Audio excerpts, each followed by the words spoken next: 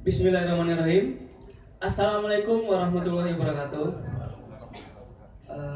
Terima kasih kesempatan yang diberikan oleh masyarakat, anak-anak Minang untuk saya bisa hadir di sini.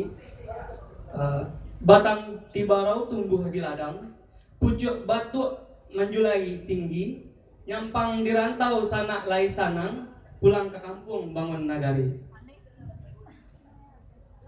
Untuk kategori berikutnya adalah entrepreneurship.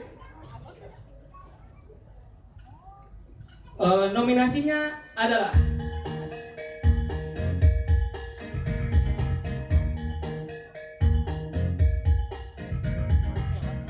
kategori Social Entrepreneurship, Elmir Amin, Masrial Koto, Wirda Hanim, Erlin Kontesa, H. Nusli Arisma.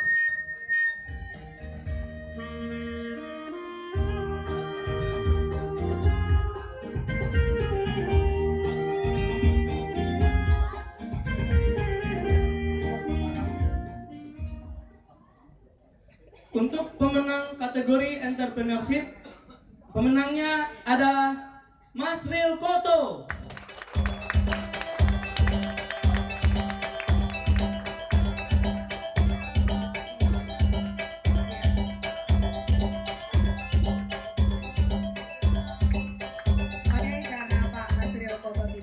Diwakilkan saja nanti Uda Meji.